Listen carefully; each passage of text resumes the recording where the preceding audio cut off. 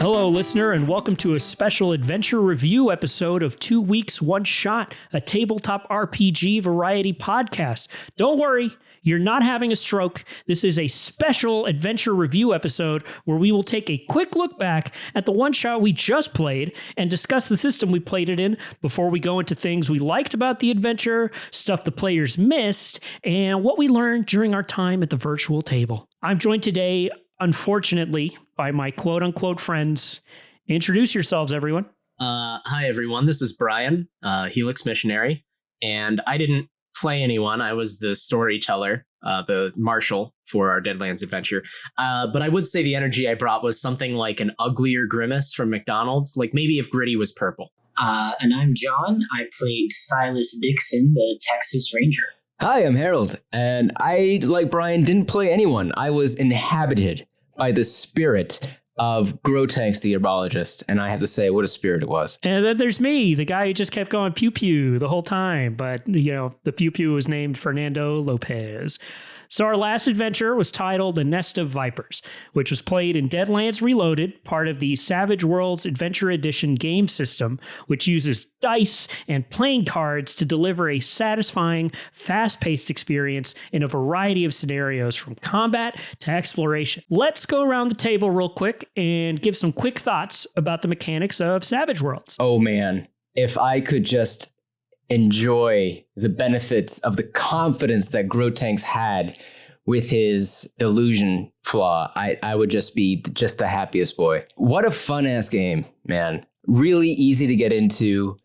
And I mean, just beyond the world and the accessibility of different parts of this game to create this world. Literally, I mean, I'm just so amazed by what we got away with in this game. Like, everything that we wanted to do was supported in this. Like, my silly stoner imagination got everything it wanted. Thank you, Brian. And the cards and the points, it all kind of created this game that really just supported whatever the hell we wanted to do. And that was just such a fun experience. Yeah, I think Savage Worlds really shines as this sort of very generic core set of rules that are built around that principle that they have in the game book and on their site and everything: fast, furious, fun.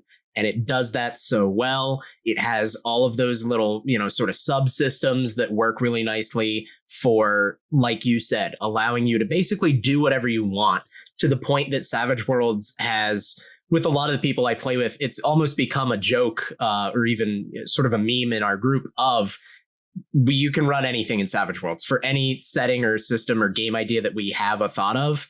One of the first go-to systems would be like, well, it would work in Savage Worlds, and it would work really well. It would be a lot of fun. Yeah, same thing that you all are pretty much saying. I had a blast with Savage Worlds. Just the versatility of the system itself. I don't think I was at any point left with a feeling that, like, I don't know what I'm doing or I don't know what I should be doing. Right? It was all very easily communicated, and it was all very free form, which I really enjoyed. Just the cards with initiative really added a nice flavor to combat outside of Dungeons and Dragons, which you just roll initiative once and now you just got a same order kind of thing. The cards in between each turn of initiative was like its own type of game, right? I got psyched when I knew that one of us got the Joker, or that, you got something in my quick my quick feature was able to cancel out a card or something. I thought that was really cool. That was a lot of fun. Yeah, and building on that was the main thing with me.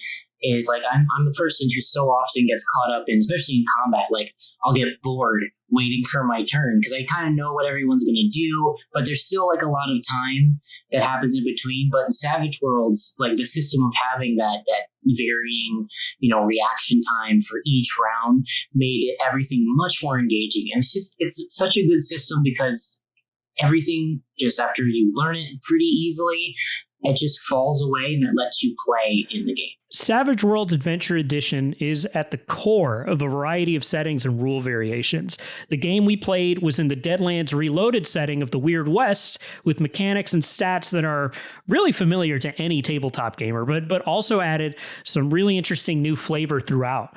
What did you all think about the learning process, internalizing the rules and game of Savage Worlds? So yeah, again, the learning process was pretty easy. I felt like the system isn't very complex, especially if you've dealt with other systems. It's very easy to get into and had some cool new ideas. At the time when we did this, I was very busy, so I'll also say that Brian made my character for me mostly. So that really helps me, but it does not take away from the fact that the system was very easy to understand, and that when we did play, I wasn't constantly being like, "Oh, what's this thing?" or "What's that thing again?" And I just kind of knew what to do. Yeah, to kind of give a little peek behind the scenes of how we run these things, right? We have a practice game beforehand that usually uses a completely different story, and in this instance, completely different characters. From that game to the actual recording, right? I feel like I learned the rules really well. I knew how to use all the traits that my character had. I knew all the stats, right? And like I said a little bit ago, coming from another tabletop game over to this, right? Nothing was necessarily unfamiliar, right? The way the feats worked in this game, the way that you kind of calculated your own stats, all of that was very familiar. But with Savage Worlds, there was just a interesting bit of emphasis on each of them and how you could use them throughout that made it again just easy to digest. I think one of the best things about Savage Worlds is that it's easy to pick up and learn. I've done it with a ton of people before, and I'm sure I'll do it with more people in the future. Because again, it's just such a good system for so many kinds of games. But yeah, it's always been a game that's like super easy to wrap your head around. I think a lot of that comes from the fact that pretty much all of your roles are going to follow that same pattern of what's the attribute or skill that you're using, roll that with your wild die. And then, there's some extra tag-ons from there, but it's very straightforward. And the other thing that's nice about it, I think, is that it lets you really pick and choose what you want to use in any given adventure and ease people in. There's a ton of stuff in Savage Worlds that we did not get to or tackle or look at, and we didn't need to. And you don't have to. You can very easily bring that in as time goes on in a longer game. Yeah, I think just like looking at this, I mean, it's such a story focused game in a very different way than some games. Like even D&D, when you look through the DM's book, it really wants you to play the game correctly. Whereas this game really wants you to tell the story like you want to. And that's just fun. I mean, that is so invigorating. And maybe I'm getting confused by how loving and supportive Brian is as a DM, but I really did feel like, if I wanted Grotanks to suddenly like find Jesus in the middle of the story and fly off into the clouds, you probably would have had some mechanic to let me do that. That's a bad example of things you can do in this game, but you know what I'm saying? Like it was a carefree gaming experience for sure. And before we close out our discussion on the game system, any last comments on Savage Worlds Adventure Edition and Deadlands Reloaded? Any of you all have? So the big one would be that as of right now, when this episode airs, Deadlands Reloaded is, I believe, officially obsolete. Deadlands The Weird West is the latest version of the setting that has been published for Adventure Edition. So you won't have to kit bash some weird Frankenstein creature out of the two options like we did. But it's really easy to do that if you need to. And Deadlands has a ton of support from the creators. It's been around for ages. There's so many great adventures and campaigns that you can run. There's so many source books that you can use to make your own stuff. I really strongly would encourage anyone at home to pick up Deadlands and or Savage Worlds and try it out. Have fun with it. Yeah, I was not a big... I was not in the know about Savage Worlds, but I gotta say, you guys have made a fan. This has been such a fun game to play, and yeah, I mean, if you're upset that we didn't do the brand new Deadlands, don't worry. I'm sure I'm not the only one in this little quadplex that is going to push for us to do that game again, because I had a blast, and I'd love to pull out Grotanks the Herbologist at least one more time, so I have an excuse to get that high again. At least that. At least that. Totally agree with Harold on revisiting the setting, maybe not on getting that high. Yeah, it was fantastic. And really, as much as I loved the Weird West, it's a great setting, problematic in its own way. But I'd love to explore another setting within Savage Worlds, right? It has that versatility. It has core rule books to do a space adventure, to do a medieval adventure. Honestly, something in space I think would be just amazing. If I can just toss in real quick, Deadlands itself has those. Deadlands is like this overarching mega setting that has options for like 1920s noir. It has a sci-fi version. It has a post-apocalyptic version. They're apparently going to do a Dark Ages one. It's super neat. I'm psyched to do a space one if that's an option for next season or even just in our own personal time. Absolutely. Hell yes. We'll make it happen. So let's move over now to the actual adventure we played, A Nest of Vipers. And holy shit, boys, what a ride that was. What were some of your favorite moments in the adventure? That ending. The ending was great.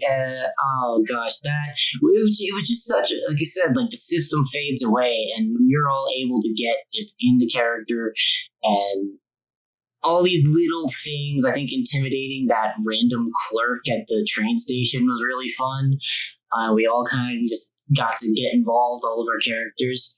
Really good role playing times. Yeah, I mean, as the marshal, as the game master, am I allowed to say like the whole thing? Because you guys, just from moment one, it was a treat. These were not the characters that I expected to be doing this with. This was not the like turn of events at any point that I expected to have happen. You guys were so creative in how you solved every single thing and all of the social interactions. Every interaction with an NPC felt so good and fun in this. There were like from the clerk and other random people at the train station, and then the whole scene on the train was just gold.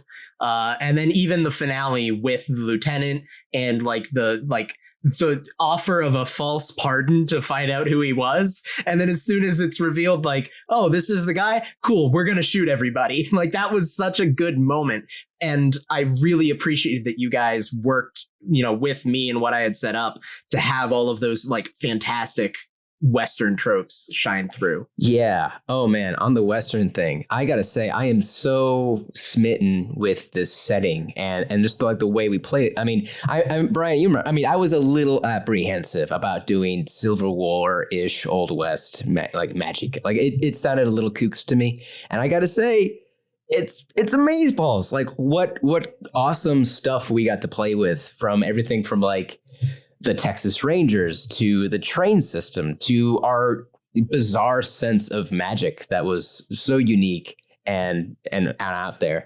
I was just thinking about that crazy interaction we had with the lady on the train, and again, just we got to do everything we wanted, and like what fun like interactions that we got out of that. Like such what fun story we got to make. I hate that you said faux sure and now you said amaze-balls. Amaze-balls. I'm in great form today, folks. Honestly, Brian, the fact that you let Harold have a weed-powered gun. Holy shit, my man. What is that? So that was such a nice thing to see in this game. I did not see that coming at all with this character. And then my second favorite moment was actually with Harold also, when he got that success that put us over the top on our first like long encounter for exploration. Like I think I like literally screamed yeah in the middle of when he got that roll. That was fantastic. And really combat felt so good as Fernando Lopez. I feel like just every shot was just murder, pew, pew. All I don't the think time. you missed once. I did not, and it felt good because that never happened in any other game we've played. Okay, now the part where Brian gets to let us know how dumb we were and what did we miss. Go ahead, Brian. You guys, this was no Deepest Blue where you guys just went off track and didn't find anything. There really wasn't a whole lot that you missed out on. There were like some potential extra clues that you could have found at the beginning with that whole the dramatic task of searching for clues. You could have found a little extra information that would have given you more concrete evidence of like what was going on in terms of, what weapons were being shipped and where they were going and everything. But you guys found pretty much everything. The only big things were at the end, they got cut for time because we were just, had to finish up when we were playing that night. You guys did miss out a little bit on finding out exactly what was up with that final moment where Viper calls Fernando Cougar and everything. That was a whole huge reference that only dedicated fans might get at this point. But very, very fun there. And then there was the whole thing. I had given each of you guys like a secret agenda before the game started of like, hey, here's the plot that you're being told, but like, here's some extra stuff your character knows. And the idea of that was to get you three in like a Mexican standoff at the end. I really wanted that to happen because all of you were like primed to potentially think that the others are going to betray you. So you have to betray them first. And, it didn't happen. We had to fade out on just Viper's head exploding in bed, which was phenomenal. Can I ask why did John's character keep saying he had very little life left? What was that about? Oh, he had like you had like, I don't think it was tuberculosis. It was something like that though. It was tuberculosis. Oh, was it TB? Yeah, we went with he had the consumption. Yeah, so my character was really all about just killing the guy who killed his brother, and then at that point, I wasn't sure I was gonna get into it without everyone else. Yeah, he had a hindrance from Deadlands that is basically to make a Doc Holliday type character of like, you gonna die. Oh, that's so good.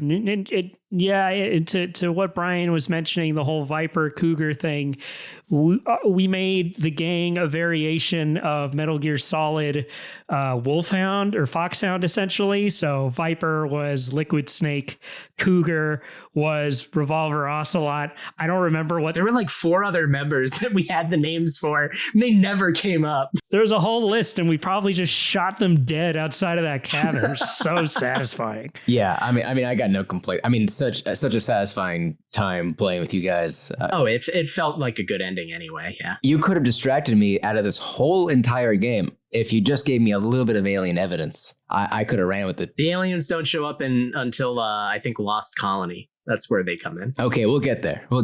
So if Fernando had a reason to betray everyone with his his former gang buddies, his outlaw gang, and Silas was given orders to just kill these guys at the end. So what was the deal with Grotanks? Grotanks has had this flaw where bad things happen to the people he loved. So, perhaps something was just going to happen. Grotanks had like a 1 in 8 chance anytime he shot someone to accidentally shoot one of you guys instead. Yeah, exactly. I kept hoping for like more and more chances for like chaos to happen. So I was definitely hoping for something for sure. So tell us a little bit about that. What was this fault that Grotanks had that would have resulted in killing the rest of us? Oh, it's my favorite hindrance from all of Deadlands. It's called Grim Servant of Death. That's the one. And it means that anytime you make an attack roll, if you roll a 1 on your skill die, you hit one of your friends instead. Oh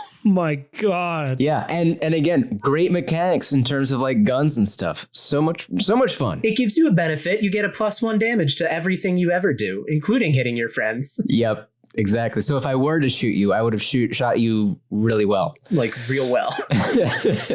All right. Before we close things out, let's go around the table one more time and talk about lessons we learned during this adventure, right? What did you get out of this? Was it the real adventure, the friends you made along the way? Princess Brian, you go first. Lessons learned.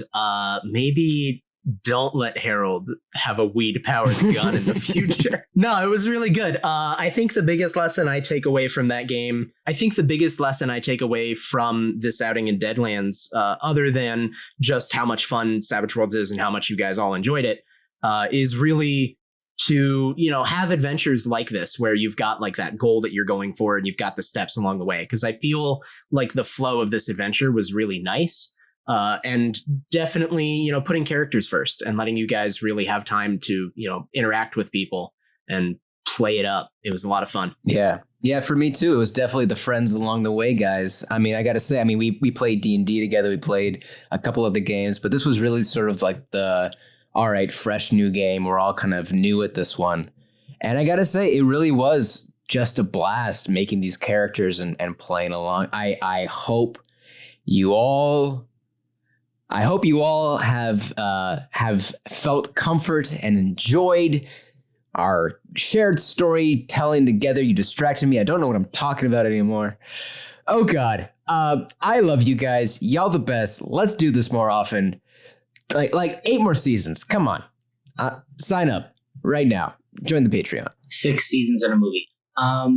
Yeah. So lessons, I think, I poured a lot more time into like who my character was. And I think that really benefited just the role play and everybody working together. And that was a good thing. Like we just poured into to each other of like, just letting the role play happen. And my second lesson is go play something Savage Worlds because it's great. That's a good lesson for sure. I learned cowboy voices are fun. Cowboy voices are really fun. The Weird West is an amazing setting.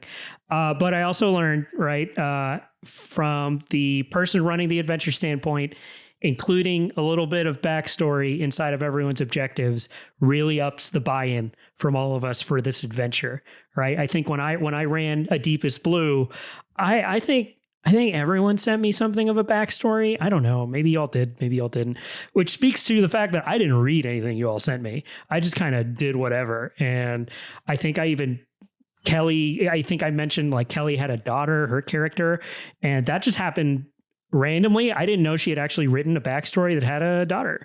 So from a person running the adventure standpoint, a little bit of backstory in everyone's objective, totally good for buy-in. From a person playing the adventure, right, having these fun voices and characters made out and playing it with you all is just ups the fun. Cowboy voices are a lot of fun, even if I can only basically do one and then pitch it up and down. Cowboy voices are fantastic. Thanks for tuning in to this special episode of 2 Weeks, 1 Shot, a tabletop RPG variety podcast. Make sure to join us next week on Tuesday, April 27th for the start of our next adventure. Check the episode notes to find links to our Twitter, our Instagram, our Facebook, and join in the conversation with hashtag TWOScast. That's TWOS cast. See you soon.